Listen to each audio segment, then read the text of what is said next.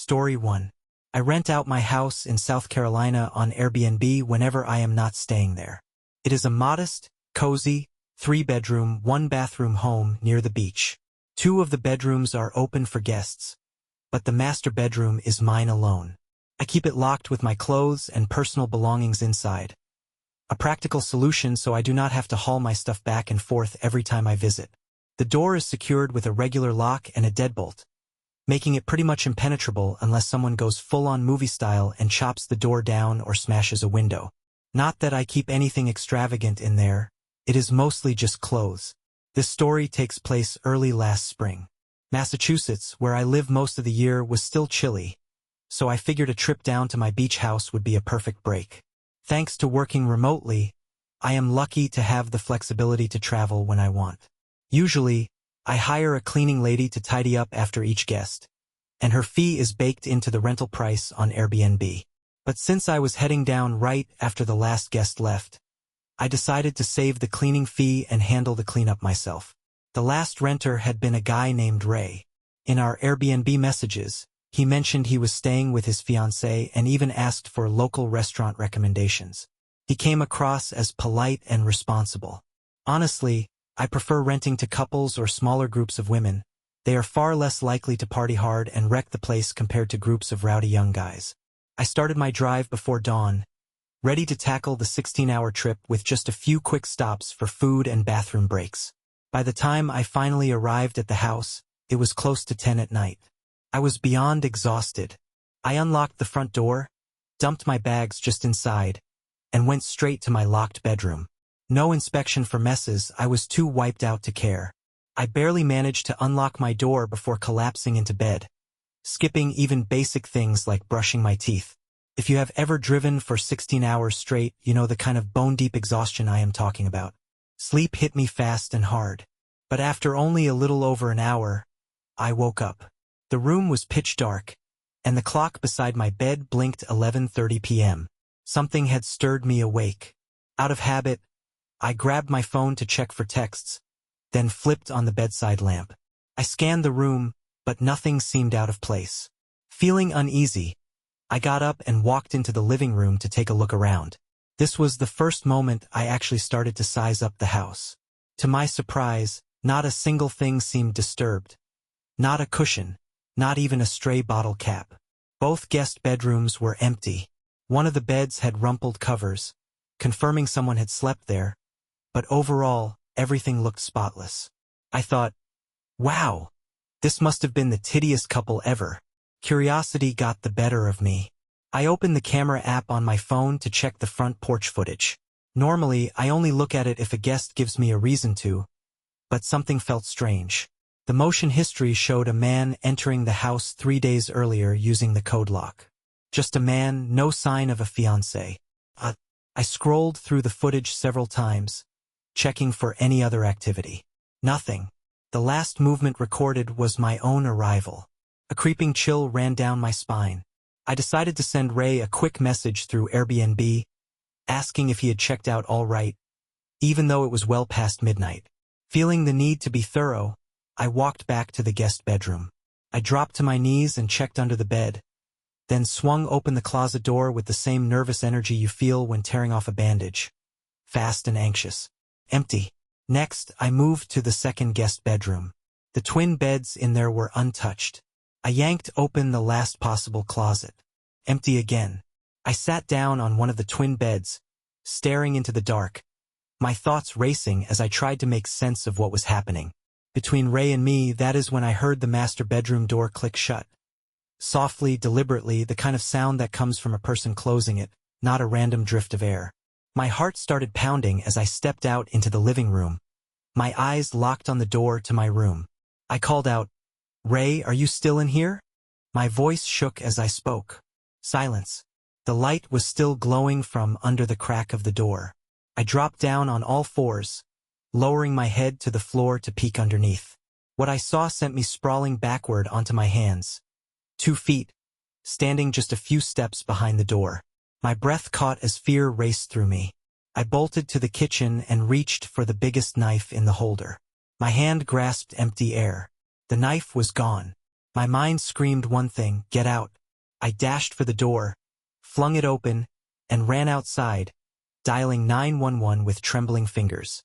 I stood on the front lawn, heart hammering, as I waited for the police. When the officers arrived, we went back inside together. There, sitting calmly in the living room, was Ray. No knife in sight.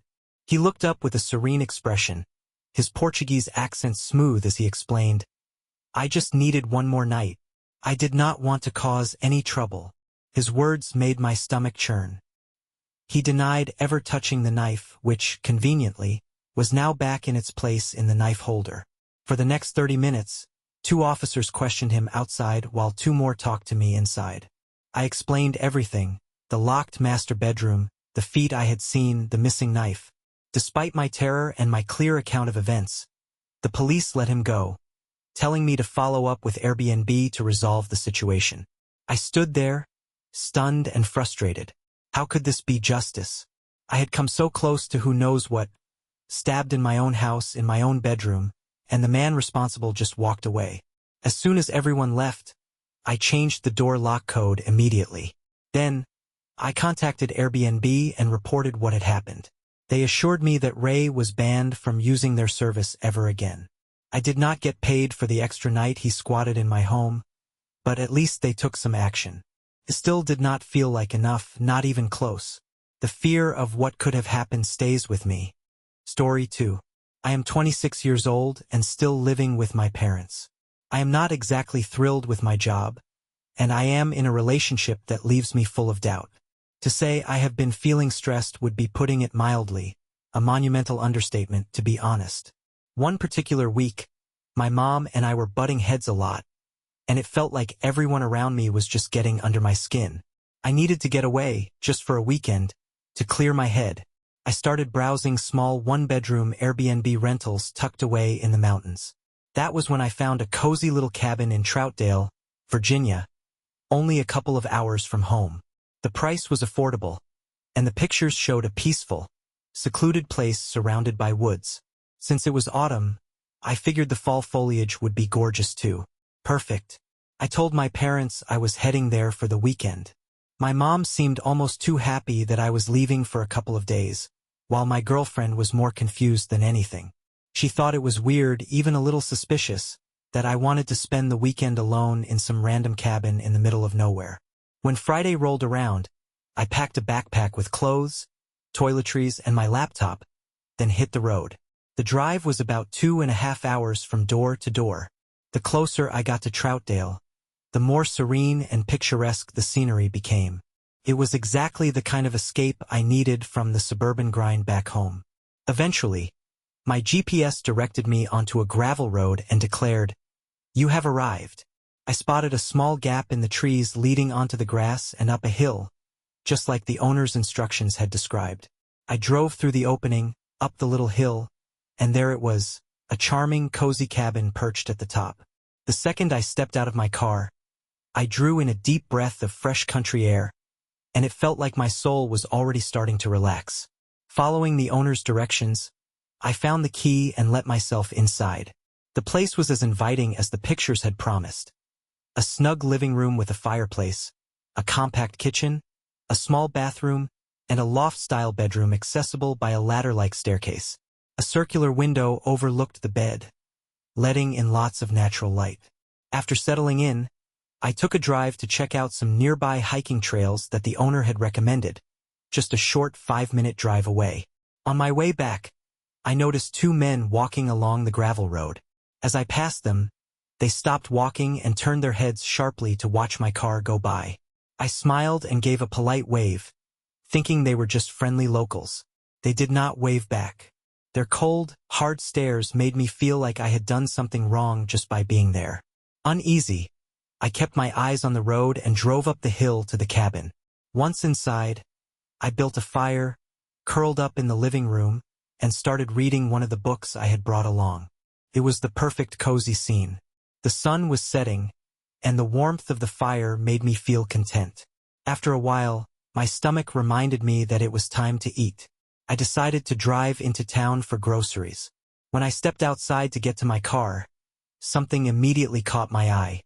Two figures darted into the woods at the bottom of the hill, right by the entrance to the property. My pulse quickened. Were they the same men I had seen earlier? Felt too strange to ignore. On a sudden instinct, I grabbed my backpack and laptop and took them with me.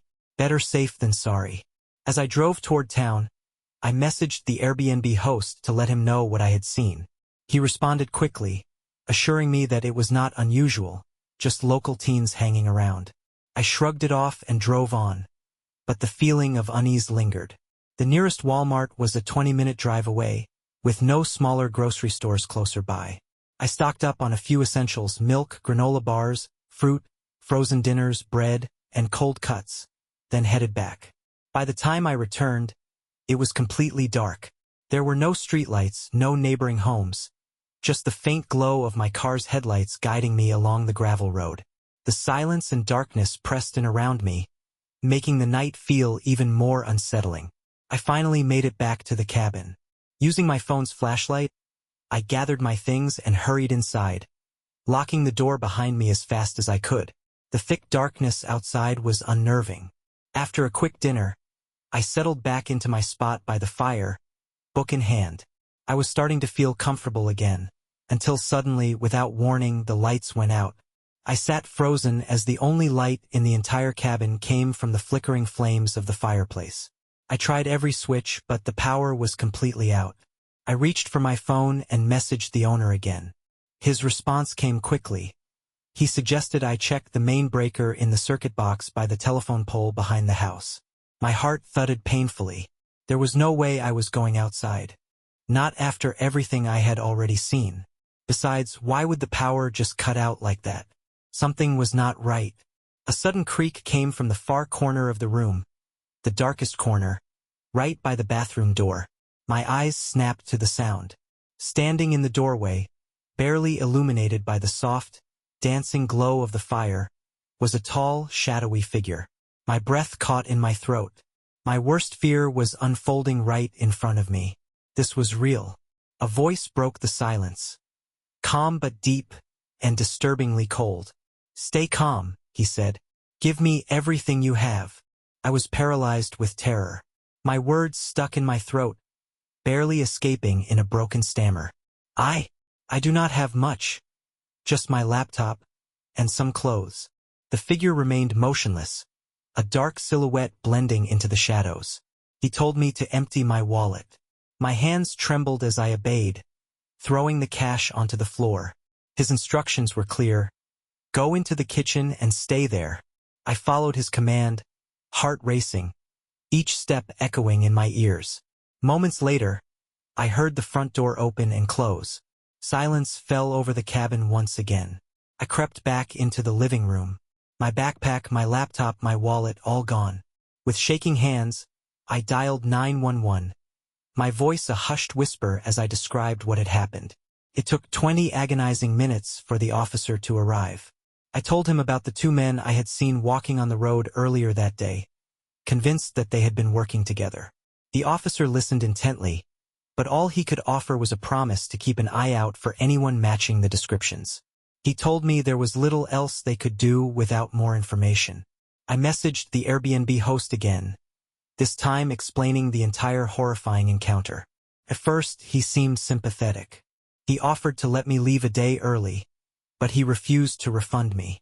My relaxing getaway had turned into a nightmare, one that left me more stressed than ever before. In hindsight, I was thankful my laptop was a modest $400 and that I had not packed anything of real value. But that night, fear stole more from me than any thief ever could. And a small, persistent voice in the back of my mind kept asking the question I could not shake. How did that man get into the house in the first place? And could the host, somehow, have been involved? Story 3. A few years back, right after some friends and I finished high school, we decided to celebrate by heading to the White Mountains National Forest. Since we lived only about 2 hours away, the trip was more of a fun getaway than a long journey. We all crammed into my buddy Mike's car, a small Hyundai Accent. Along for the ride were my friend Jake, his girlfriend Emily, and our other friend Sarah. With 5 people squeezed into that little car, it was a cozy fit. We did not pack much, as we were just heading to an Airbnb in Carroll, New Hampshire, right in the middle of summer. The drive up was absolutely beautiful, the kind of ride where you roll down the windows and just take in the scenery. When we finally arrived, the house looked exactly like the pictures. Quaint, charming, and just what we had hoped for. Except for one thing. Tucked right next to the house was an old, run-down shed that definitely had not been featured in the listing photos. The shed looked like it had seen better decades. It was weather-beaten, leaning a bit to one side, and seemed ready to collapse. Mike joked that maybe a crazy old hermit was living there and that was why the place had been so cheap. We all laughed it off and got to unloading our stuff. Now, I have to be honest. I had a bit of a thing for Sarah, and I had a pretty strong feeling the feeling was mutual. She suggested we share the pull-out couch in the living room instead of taking the third bedroom. That bedroom had 2 doors leading outside and a clear view of the creepy old shed. A combination Sarah was not thrilled about. She convinced me to skip it, and I did not need much persuading. We claimed the couch as ours, set it up, and got comfortable. That first night passed without much excitement. Later on, we all ended up in the hot tub that was set up in the garage/recreation room. It was one of those perfect summer evenings. Sarah sat next to me, and we faced the dark woods while Jake and Emily sat across from us. Emily had to keep her leg out of the water because of some fresh stitches she was nursing. Emily and I had always gotten along great, and we spent a lot of time sharing stories and joking about the old days in high school. We passed around some drinks that, let's be honest, we were probably not supposed to have. Meanwhile, Sarah kept cozying up closer to me. Jake noticed and kicked me under the water, giving me a knowing smirk. We all talked about what to do the next day. A big hike to Mount Washington and a visit to Flume Gorge were on the agenda. After we had soaked long enough, Sarah and I curled up on the pull-out couch and watched a few episodes of Rick and Morty. We stayed up until almost 2 in the morning before finally stepping outside to check out the stars. The night sky was supposed to be incredible out here. Sarah and I sat on the big deck out front, marveling at how dark and quiet it was. Felt like we were in the middle of nowhere. The stars were so bright and numerous they painted the sky in deep purples and blues. I had never seen anything like it. Just as I started to relax into the stillness, Sarah grabbed my arm and hushed me. She had heard something. A crunching sound, like footsteps on the gravel path just a few feet from the porch. I laughed it off and said it was probably a raccoon or maybe a fox. But then the steps grew heavier. I could feel the tension rise between us as we both stared toward the shed. The footsteps came from that direction. My heart started pounding. Sarah's eyes locked on mine, wide with fear. I did my best to keep calm, but I moved fast. I pulled both of us inside, slammed the door shut, and locked it tight. I tried to reassure Sarah that it was just some animal. Maybe the shed was full of critters looking for a home. We both laughed nervously, pretending to believe it, and soon we went to bed. The next morning, I woke up to the smell of breakfast. Jake and Emily were already up, cooking eggs and bacon. The kitchen was only a few feet from where Sarah and I had slept. The day was packed with hiking and sightseeing. By mid-morning, most of us had already forgotten the noises from the night before, except Sarah. She brought it up again as we returned from our adventures. With daylight on our side, she suggested we check out the old shed. I was not exactly thrilled with the idea, but I was not going to chicken out. Sarah led the way and I followed close behind. We stepped up to the screen door and peered inside. The first room had a rocking chair that looked like it would collapse if you so much as breathed on it. The whole place smelled of dust and mildew. When we reached the second door, I noticed the rusted brass doorknob, dented and ancient-looking. Sarah gave me a teasing look and groaned as she turned the handle. The door creaked open, revealing a dark, dirt-floored space. Sunlight barely trickled in through the grimy windows, illuminating piles of old trash and debris. It felt like something out of a horror movie, and even though nothing seemed immediately threatening, my skin crawled. We had no idea what we would find, or if anything would find us. Sarah wrinkled her nose as we stood in the shed, noting that it smelled faintly of cigarette smoke. Maybe this was the designated smoking spot for the Airbnb, she suggested with a shrug. Neither of us lingered on the thought, and we soon joined the others out back. Jake was getting a fire going, jabbing at the logs with a stick while Emily sat nearby, and casual conversation floated around the circle. Jake, ever the jokester, could not resist poking fun at Sarah and me. The sunset cast long shadows over the yard, and I decided to turn off the floodlight to create a more relaxed atmosphere for the fire. We shared stories, laughing about high school antics and bragging about old exploits. Just a group of friends enjoying a summer evening. But then the laughter faded, replaced by a stillness that seemed to settle over everything. That same crunching sound from the night before came again. This time, faster and closer. It came from just beyond the tree line, the dry leaves crackling under something heavy moving toward us. I froze, my ears straining to pinpoint the noise, when suddenly, a brilliant green flash lit up the entire backyard for the briefest moment. Whatever had been rushing toward us stopped dead in its tracks. Before I could fully process what was happening, Emily screamed. The sound was raw and terrified, slicing through the night like a blade. She bolted toward the house without looking back. The rest of us were still rooted in place when a chilling, inhuman cry tore through the air, a high-pitched, ear-splitting wail that seemed to come from everywhere at once. At first, I thought it was some kind of siren, but the way it pierced through my chest felt far too primal. "Get inside! Now!" I shouted, my voice cracking with urgency. Everyone scrambled. In the chaos, I accidentally knocked Kelly to the ground. She had not yet fully grasped the danger, her expression dazed. I reached down, yanked her to her feet, and shoved her toward the house. Jake had already made it halfway inside. My heart was pounding as I turned back to help Sarah grab the food and anything else that might attract an animal. I did not want to leave anything behind if a bear was nearby.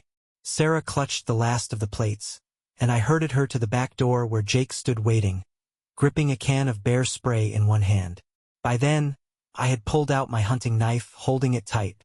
"Get inside," I ordered, but Jake shook his head. "I have the range," he hissed, his eyes darting toward the fire's edge. "You go." For a split second, we both saw it.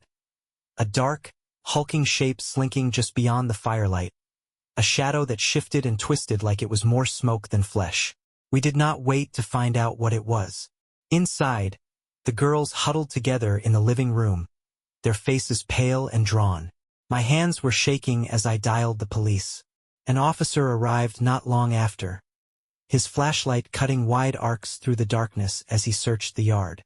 He found nothing. "The flash," he said, his tone calm but dismissive. "Probably a transformer or a power line hit by lightning. It happens sometimes." As for the creature, he shrugged it off. "A fisher cat, maybe. They can make some awful noises." But Emily, her voice quiet and firm, insisted on what she had seen. "It was a man," she whispered, her eyes wide with the memory. "Hunched over, with some kind of cloak or blanket draped over him. That was enough for us. We packed up and left the next morning, cutting our trip short. Whatever was out there, man, beast, or something else entirely, we wanted no part of it. To this day, none of us have gone back to the mountains. Some things are better left in the woods.